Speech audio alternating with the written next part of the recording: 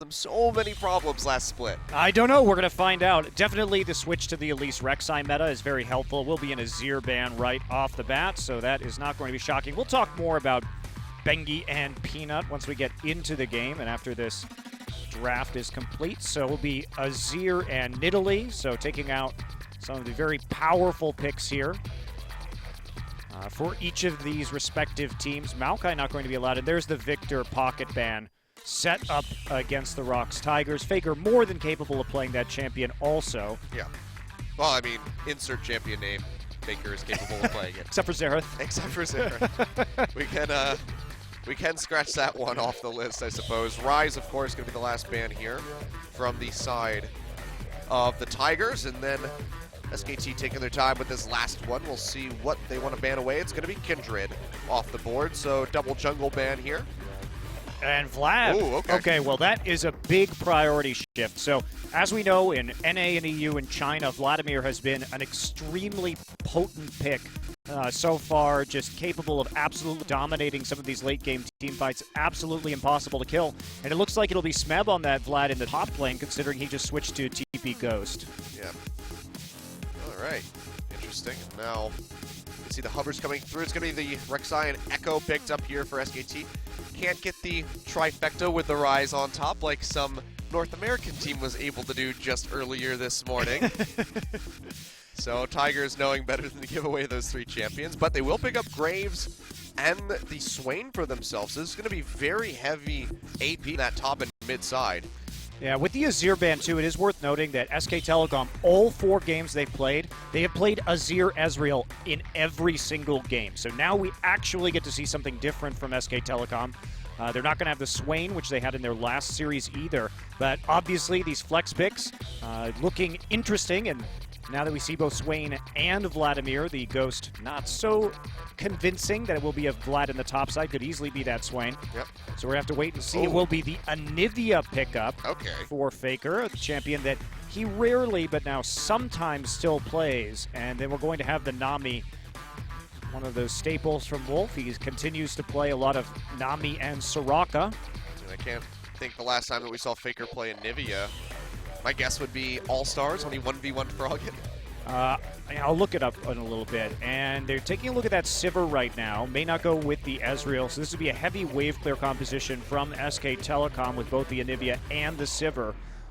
Very, very good at kiting, but basically no engage. Yeah. So that's going to be problematic, but the zone control will be absolutely wonderful with the Anivia ultimate and the Echo ultimate, but they're looking at kind of like a tidal wave or a wall engage here from Anivia, which means if they start to fall behind or if they get flanked, they may have quite a few issues. ROX Tigers, they do take the Ashe. This is a pick that SKT has never really been known for playing, but is, of course, a ROX special right now. We know exactly how good Prey is on that champion. Yeah, we do, but it's going to be interesting seeing this. Anivia, I want to see how this one's going to play out. Moving into this matchup right now, they actually have it flipped so that Anivia's in the top side. I'm sure we'll be seeing that traded. There it is, coming through. But we actually saw an Anivia earlier today in the NA LCS, and it was into a Rise, and it was Phoenix playing that Team Liquid versus TSM. And I gotta say, I wasn't very convinced by that. I mean, I do like Anivia into Rise, generally speaking, because of the kiting potential, the fact that you can wall Rise off so he never actually gets a chance to lay down the damage. Will be Smeb playing that Swain in the top lane. Faker has stuck with Ignite on Anivia, which is useful, obviously, to reduce the healing coming from the Swain and the Vladimir, but is going to give him a lot less presence on the map. Anivia notoriously slow when it comes to responding to side wave pressure or dives. Yeah. And Kuro will be running the Ghost here, so he will be able to get into some of these side lanes after he hits level 6 and can really start hitting some pretty powerful early ganks. But man, Achilleos, Vlad and Swain, how do you kill this front line if you're SKT?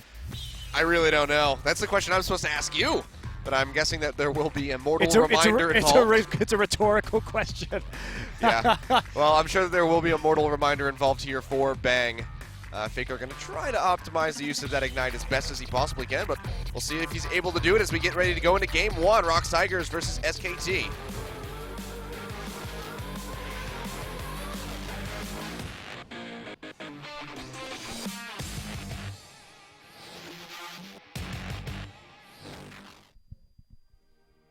All right, here we go, straight onto the Rift here.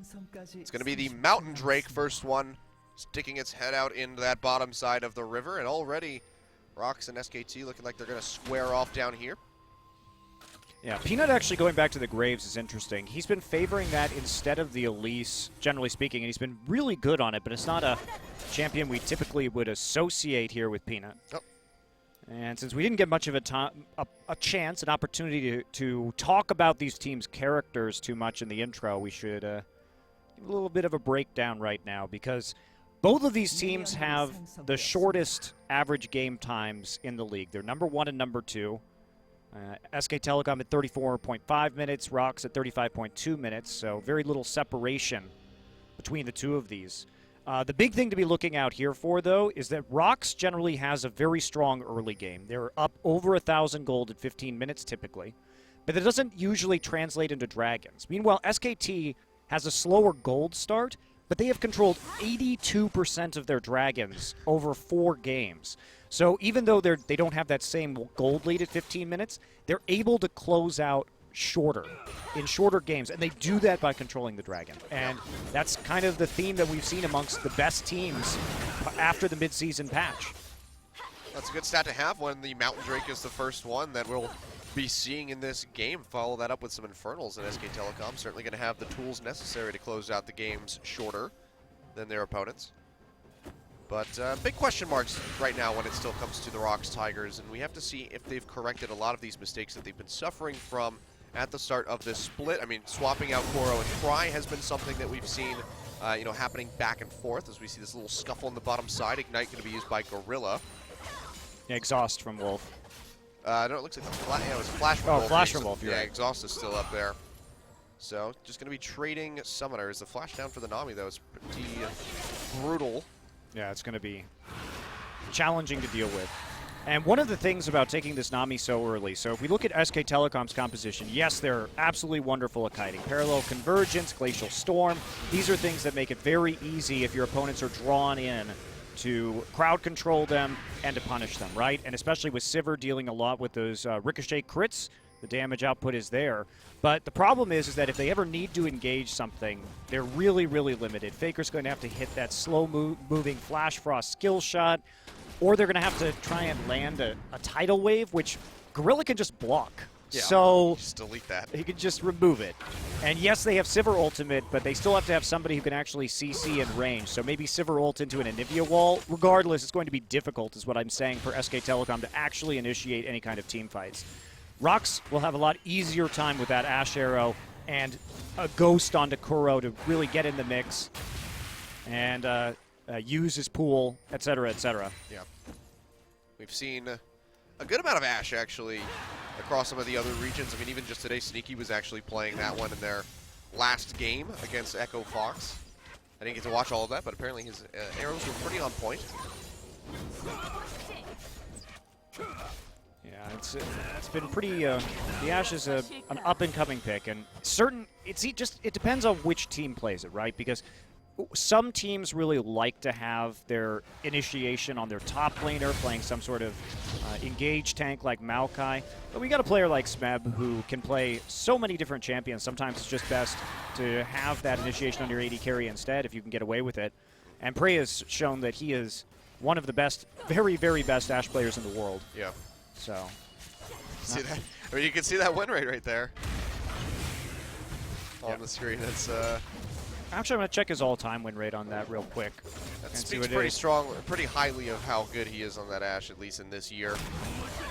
Yeah, it's been a pick that became very prioritized in their match last week against Ever. So we've seen that trend before. He is lifetime 16-2 on Ashe. It's a pretty good scoreline. Pretty damn good, I would say. Well, we'll see if he can make that 17 or if it's going to fall to 3 for the loss ratio.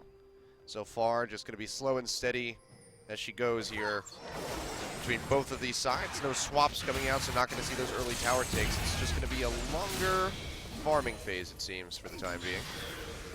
One of the big issues that Smeb had the last time he was playing this Swain was that he didn't build enough armor, and his itemization was pretty suspect, which allowed him to melt in the front lines much faster than he would have liked. So we'll keep an eye on his itemization this game. We'll be going for that Rod of Ages first, of course, but after that, there's a lot of threat here, of course, from the AP that Faker's going to have and the AoE.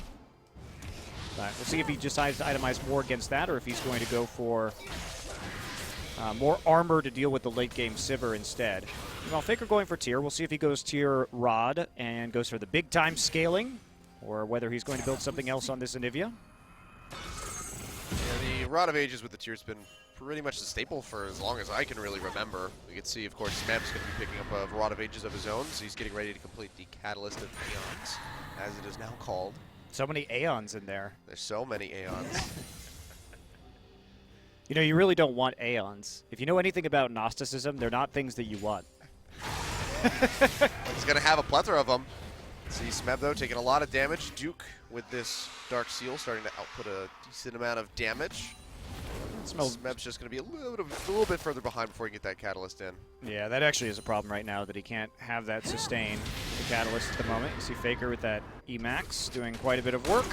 Yep, starting to bully out this Vladimir. Will start falling behind a little bit in CS, but is able to bring it back in. Bengi, though, sees Peanut, says, you know what, let's just go in for the dive, but Smeb's got a pretty big wave, but no mana, so they're just going to jump right on top of him and find first blood.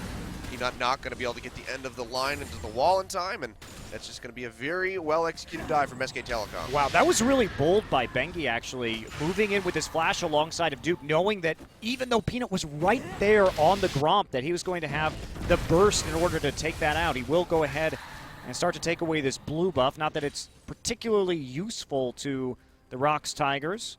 Maybe they would have given that to Smeb in any case, but they're going to get another refresh on Faker here, which is going to allow him to put down even more pressure. Man, that is so good for Anivia. So Bengi doing some work already in this early game. All right, Jungle's kicking things off so far in this match. He's going for the same build that he did in Game 1 of SK. Sightstone before the jungle completion, yeah. Yeah, Game 1 of SK Telecom's last match, so the Blue Smite, like you said, into the Sightstone. Oh man, he is just being a nuisance to Peanut right now, taking away that Gromp with the Smite. And all Peanut's going to get is collapsing that tunnel. Poor Peanut. Also, he got 10 gold, it's all right. 3 wards in because of that Sightstone too, so Bengi just doing his Bengi things. And ROX thought, well, if Bengi's just going to, they're going to play Bengi and he's going to play this Sightstone build, why not just play this Graves and farm up? So we have the much more effective jungler come the late game. And that's really what ROX is looking for here. One dive onto Smeb really isn't the end of the world when we're talking about them having a Vlad and a Swain and a Graves, all of which are going to be extraordinarily powerful late. Not to say that Anivia and Sivir will not be, but that trio, it will be difficult for SKT to actually find kills. And this is SKT putting ROX in a really precarious spot when it comes down to the draft. I mean, they're forced to ban the Azir, Maokai, and Ryze on the side of Tigers because you need to take that Azir away from Faker, but then this just allows one of those 2 big junglers that Bengi wants to get his hands on to come through the draft. So it's either take out Bengi's junglers or let SKT get so many other picks with that Maokai for Duke, with that Azir in the mid lane for Faker. Well, that's all. It's been Bengi's entire career, right? Is that you could never ban out his champions because of whatever top laner that SK Telecom has, and then Faker's champion pool. Like, you can't give Faker Azir right now. Every other team has made that mistake so far this season. He picks it every single game. You know what they're going to do. They're going to play Faker Ezreal because they've done it in 4 games now consecutively. So I like the fact that ROX is at least testing and seeing where he's going to go. Faker had the chance to pick this Anivia. Once he saw the Vlad and the Swain, he knew that one of them was going to be in the mid lane, probably the Vlad. And this was his solution because Vlad is not going to be putting that much pressure down onto Anivia early. Yep. It's nice moves here. And so far by SK Telecom. Not going to see much more action since that dive at the top, but already a 1.2 thousand gold lead starting to accrue for these guys. We'll see just when they want to go down for that Mountain Drake. Got to open up some pressure, maybe get a gank down there for Bengi, send Prey and Gorilla back to the base, if not get a kill, and then they can feel confident to go for that pretty major global objective. Yeah, this is really just going to be a farming game, though. Both teams waiting for some pretty heavy stacks to come through on a variety of items. Both junglers just looking to farm up, at least for the moment. Bengi being a little bit more diligent and able to get those early wards down. But besides the first blood, there's a slight CS advantage in the mid lane, which is to be expected. Wow, just consistent damage coming out there from that Anivia. TP in the bot side, though, going to be matched as Smeb comes in to join. Looks like he's just going to be up on the front side. Duke laying down that parallel convergence will catch him with the stun, and it looks like this Swain is just going to go down, and he does. Wolf finds the kill, and here comes Bangy actually on the backside, trying to get on top of Prey. Smites him out to get the slow, but he's going to get stoned up by the concussive blows. And it looks like they might just back off. Bang's a little bit too low. They're playing with fire right now. Wow, nice dodging from Prey there on some of those skill shots. Yep, Duke's still here though, and he's pretty healthy. He feels confident to go in underneath the tower. He's going to take down Gorilla with relative ease, and Peanut arriving a little bit too late. Will get one kill with the collateral damage, but they're not going to be able to pick up much else. Yes, Smeb should never have actually completed that TP in that particular instance because they were way too far away at that point in time. Yeah. The ultimate and summoners had already been used by Prey, so not very much of a chance of turning around that fight whatsoever. So he just sort of sacrifices himself to the bottom lane gods.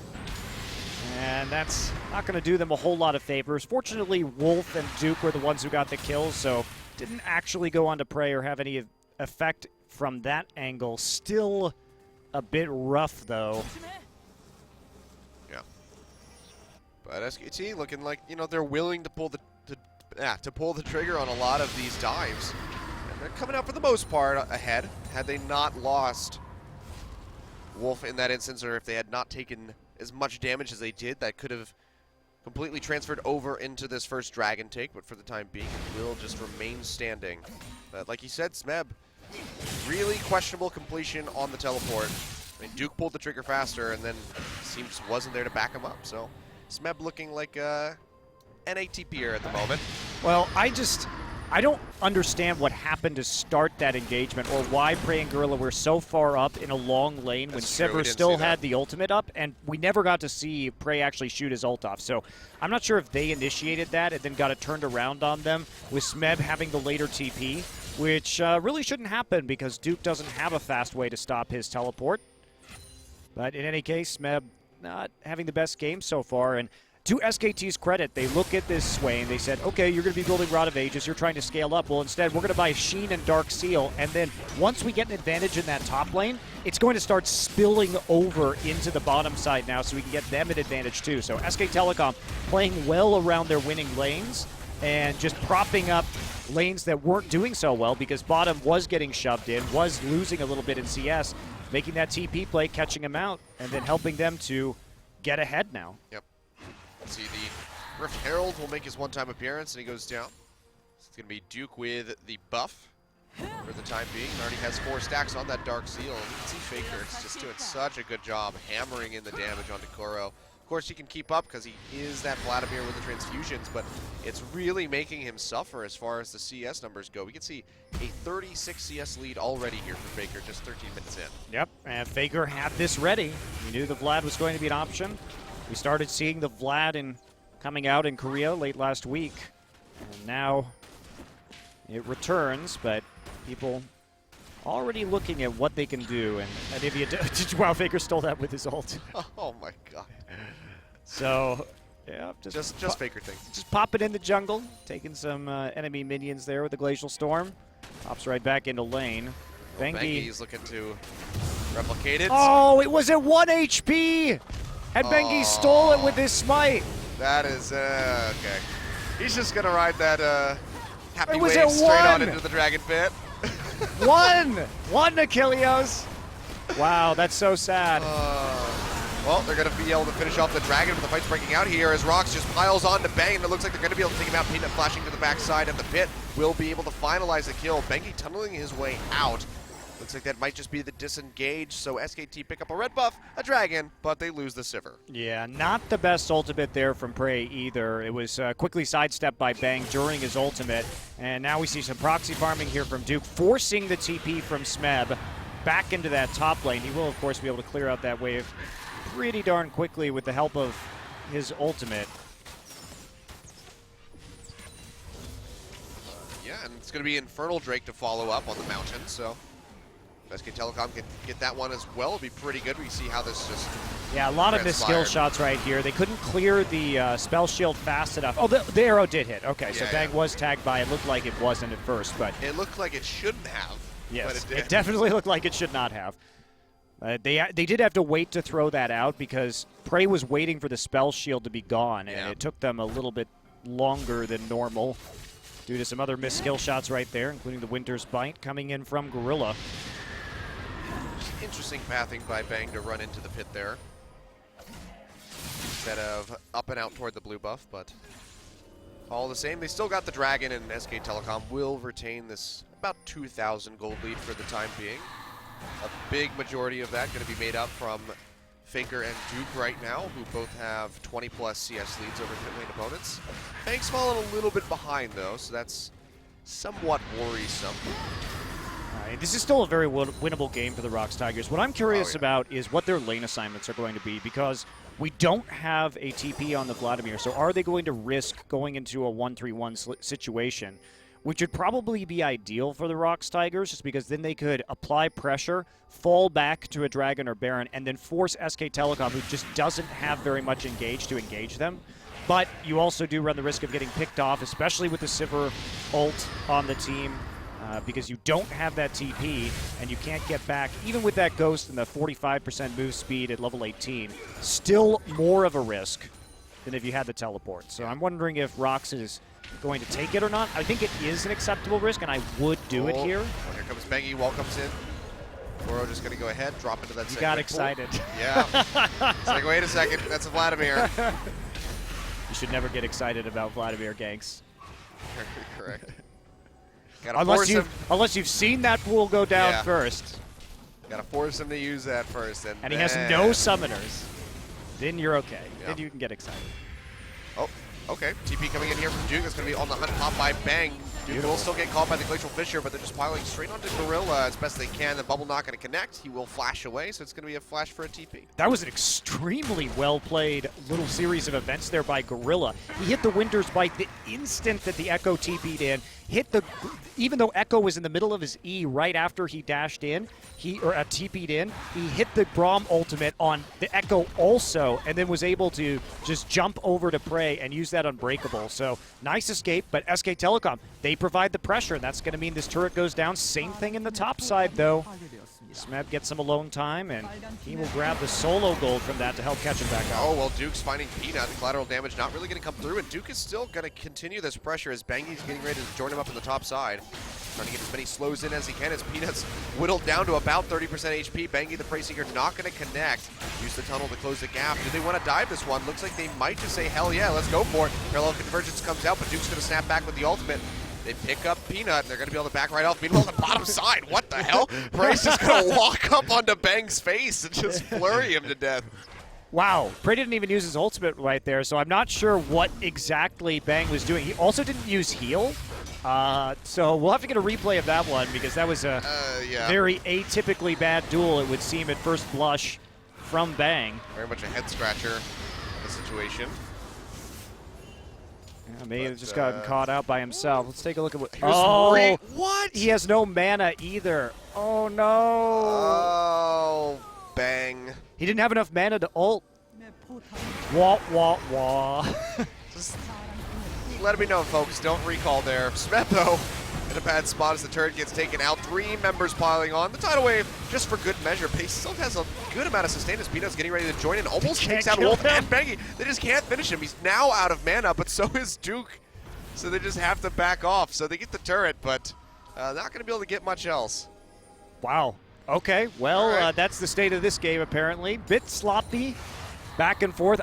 Actually, that was not sloppy by SKT. The roam from Wolf was really quite good, and they were just trying to dive him right as the tower went down. Unfortunately, that's sort of the state of Swain at the moment. Yeah, those nerfs need to come through. Take down that healing another notch. The Bang recall was very sloppy, though. That was... Your turret is 5 yards away. Just walk to it. Embrace its sanctity there. Okay, well, now they are actually going to start this 1-3-1. They've decided that now is the time. Prey has had that Hurricane for a while.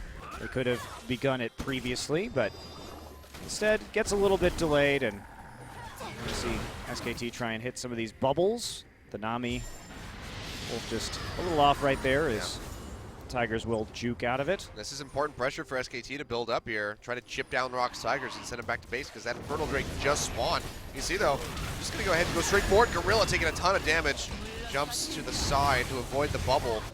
But opening here potentially for SKT for this Dragon. Duke on the backside, gonna try to just keep Peanut away from the pit. He will be able to do so successfully, and Smeb goes back for the home guards, not even gonna use the teleport. Wow, okay, well that was pretty sloppy from ROX. They needed to decide whether or not they were gonna do that because otherwise Swain, pressure on the top. Yep, Swain could have pushed down to tier 2 and Vladimir was stuck all the way at his own tier 2. Oh, arrow comes out, catches, bang.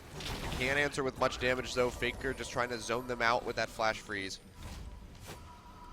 Smeb back down now to try and help clear out this minion wave, but it looks like this may be a sacrificial turret. Bang was stunned, but not really chunked out in that exchange. Kuro now here too. Uses that Tides of Blood, but yeah, with another new wave here, that should be the turret going down. Actually, Bang's not walking up to try to get this one. The wave clear still there from Smeb and Vladimir, both of which have those AoE abilities to work down the minions. So not going to be able to find it quite just yet, but you know, it's just one more continued push and they are able to take down that turret, and that would be the last tier 1 going down. It's looking more and more likely. Ash is there to harass Bengi while they wait for the minion wave. Gorilla left there alone though with a tiny amount of HP. Yep. Faker is just laying on the damage, still hits the Q as well. He's trying to get that one more hit in. It's not going to be, well, he's just going to walk up and get it now. Just screw it. There we go. Duke coming around the backside. Not going to arrive in time for the parallel convergence, but another turret falls in favor of SK Telecom. They were making very good use of that Mountain Dragon. And now the Infernal Drake too. So SK Telecom, we cited that so far in the games that they've played, in the 4 games, they've taken 82% of Dragons, and they've taken 100% of them in this game so far. ROX not getting off to a great start, falling behind in that mid lane in terms of CS, but they will be a force in the late game. We've already seen that 3 people can't exactly take down Smeb. Yep. Has some extra MR now with the completion of that Abyssal Scepter. And they've got 1 Ignite on the side of SK Telecom. They're not going to be too thrilled about building a Mortal Reminder on Sivir at this point in the game, but eventually, once she gets one, 4th item, that'll be great for them with the Ricochet and the just allowing that to proc across the front line. Yeah. See though, speaking of great start, as you mentioned, Faker looking pretty good. 2 more stacks for the Rod of Ages and already has the Seraph's Embrace completely stacked up at about 23 minutes those came through. Yeah, so he's going for the old school Olivia build, hasn't really changed. To get that fully completed in 25 minutes is pretty good. Yeah, it makes sense why it wouldn't change either. Really, the only thing that changed about Anivia were some of the durations on her crowd control, the fact that her ult starts smaller and gets bigger now. Yeah. She just has a little bit more slow and stun potential, which is obviously fantastic against this team, which needs to pretty much just run at you with Swain and Vladimir. So it's easy to hit that CC and kite them out. Yep, again, this is 6.10, guys. You see that blue buff gets taken. Actually, Bengi has to snatch it up. But this is 6.10, so Anivia not going to be having the nerf to the cost of the ultimate quite just yet. So that'll be in 6.11. So Anivia might be a little bit less desirable, but even then, it's not that big of a change. You know, there's a collapse coming in right here. SKT's got to be careful. Oh, yeah, Flash banks it. I'll go ahead and block that one with a spell shield, but Bengi gets caught by the arrow. Just piling on the Faker in the back line. Already pops that Seraph's Embrace to get the shield, but he's just getting whittled down. Has the egg, but they should be able to finish him off if they can just get that damage out there. Smeb will fall. Faker almost going down, and he will. The end of the line from Peanut going to finish him off. Meanwhile, Duke goes into the backside, and he's going to take down Prey. And now it's 2 very low HP members of ROX on the run. Has to flash the wall there for Kuro. Peanut running up. Could be cut off by Duke. I think he's not going to get out of this one alive. Well, he's doing his best to dodge around right now. And if they want to take an actual objective, I think they are going to have to ignore Peanut because it is a waste of time just to follow him through the jungle at the moment. They're going to keep trying, though. Yeah, Bank's going to go for it. Spell shield to eat that. He's just going to quick draw over the wall. Boomerang Blade takes a little bit off of it. It's pretty much an inevitability at this point. He's just like, I'm going to take as much as I can. Take that, small raptors. Shotgun to the face. Actually, he might make it out of here. Kuro's coming in. The bubble doesn't get egg. Oh, there's Bengi. Tunnels forward. Drilling smite. There we go. All right, so a very extended chase, but they will kill him in the end. But he might have taken more in gold than he was worth. Yeah, let's take a look at this fight again, because Peanut comes over the wall. Prey does manage to land the arrow, but on Bengi, which isn't a priority target, and they just go nuts onto Faker in this backline. Yeah. But actually a really poor ultimate there from Kuro. The Hemoplague only hit Faker, and all of their AoE was kind of wasted on Faker and Wolf only. Yeah. Not really the way you want to do it with this composition. You're going to be using the bird form from Swain and the Hemoplague. You kind of want to hit more than one person with it at a time. So I think they just tunneled way too hard on killing Faker, and that left Bang basically free to do damage, and a lack of what their team composition does in team fights, which is massive amounts of area of effect. But that's like the catch-22 when you're playing against SK Telecom, because you know that Faker is almost and arguably the most dangerous member on the team. So it's like, okay, we need to take out Faker so we can do this. But everybody else is so damn good that they can still make up for it in the fight, even if Faker goes down, as we've seen time and time again. And that's been the crutch of a lot of teams, especially so far, especially with the KT match, is they just solo out and tunnel onto Faker, and the rest of the team just sweeps him out. Even at the end of that fight, though, Peanut flashed on top of the egg to kill him before he could revive. And at a certain point, having the Vlad on top of the Anivia should be enough. So we're seeing another fight starting right now. Tidal Wave coming out, but Gorilla blocks that and depletes it with the Unbreakable. Arrow comes across, but it's not going to catch anybody really high priority. Prey is already going to fall under this pressure that Duke is laying down. Chase still coming through. This parallel convergence is about to land. Can't find the stun on Kuro as he is in that Sanguine Pool, but he's just going to keep chasing in underneath this tower. Still has that ultimate available. Looks like the lack of mana, though, does cause him to pull back. TP comes in from Smeb. He gets popped up. He is regaining a good amount of HP here. Hemoplague comes down. Looks like it only found Bengi so far. He will be able to retreat out on the backside. He's not going to go down. Meanwhile, Bang finishes off the Swain. Those ricochets, man, are ridiculously brutal. But Faker played that TP so well. Walled off one side of the turret, and then Glacial Storm. There was nowhere for Smeb to go after TPing in. Into a bubble immediately as well. Yeah, but the Tigers, on the other hand, even starting that engagement there in the top side of the river, Smeb had his TP up that entire time, but it was effectively a 5v4. Now there's going to be another Mountain Drake going over to SKT. And you thought you could do Baron fast with regular Anivia? Well, try now. Yeah, we'll take another look at this here as they get in underneath of the turret. Yeah, that's just a gorgeous play there from Wolf and Faker to trap him underneath that turret. But even so, Smeb, you can see the amount of damage he can do and the sustain that he has in that particular scenario. Hello, crit. Oh, pop. Bouncing crits. Going to be the story of this game. And guess what? Guess who has no armor? It's Smeb. Oh, guess who has no mana? It's Peanut. And he's about to go down as Bengi. Well, never mind. Okay, Bengi doesn't want anything to do with it. I love how Bengi, well, he's building, okay. He's getting there now. Oh, I can see. He had the ward here in the jungle, so he spotted them coming through. That's why he peeled off the chase. Okay. Every other Rek'Sai in this league will build Titanic Hydra right now. But nope, not Bengi. It's Sightstone. You know, just going for all of the utility items, getting more slows with the Randuin's Omens, or with the Blue Smite, and then has the attack speed reduction from the Randuin's Omen. So, who would have guessed that being a team player? He's a utility player. Just funny. Yeah, he is still pretty fearless, just walking up, trying to secure yet another blue buff for Faker, and they will be able to do so. Because, I mean, how can you even contest with that damage? He does 1,100 on the E. It's absolutely absurd. And look at this, SKT are just going to split objectives around the map. Duke pressuring in for this inhibitor, has the TP available, and the rest of SK Telecom starting up the Baron. Maybe even just going to find a pick onto Gorilla, and they do.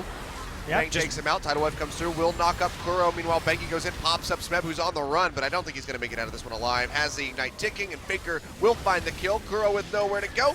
It's going to go down as well as Bang finds yet another kill. Peanut flashing the wall, trying to get out of there, but Bengi and Duke are chasing hard, uses the collateral damage to create some more distance, and he actually will be allowed to walk out with his life, but it's one of those things where they send him back to the base and they tell him, don't you tell the rest of your team, don't you ever mess with SK Telecom again. His friends are dead.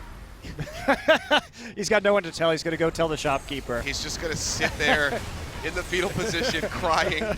Well, he should. I mean, this game was...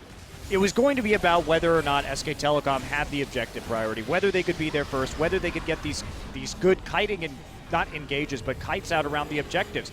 Right there, we see again, they turn, Faker walls off Gorilla to start off that fight. And there's no way that you can just walk into them with a Vladimir and a Swain. So there's nowhere for Gorilla to go right there. Has to use his jump to get back over the wall. Yep. And Smeb here just focused down instantaneously. The Ignite ticking on him, so the healing is reduced. And the burst damage from a crit from Bang and from Faker's Flash Frost is absolutely brutal, Yeah. as we saw as this team fight drags on. Oh, well, Bangy's just kind of trying to keep it going. Did he get that red? No, he did not. So Peanut was able to take away the red buff. So a buff picked back up here for the side of ROX, but they really haven't gotten many of them. I don't know why Smeb is going for Rylai's right now. I really think you need Azonias. I think you have to have some way. Just sit in the middle of them, deal damage while the Hemo Plague is there, but yeah, it's just not happening, and that is a little bit frustrating to watch, is because I feel like Smeb's itemization has not exactly been ideal on this Swain, or he hasn't counterbuilt to where the damage is coming from his opponents, and you have a 5, 2, and 7 Sivir on the board with an Infinity Edge, who's now also going to be building into that Mortal Reminder. And considering SK Telecom's immense gold lead right now, 13,000 or so, well, this game's pretty much over. There's no way the ROX can actually fight this at this stage. Yeah. And just to add to it, Faker has that Morellonomicon as well in his inventory, so they're just reducing everybody's healing with those Grievous Wounds. So once the Mortal Reminder comes in, it's basically good game here for the side of ROX. Yeah.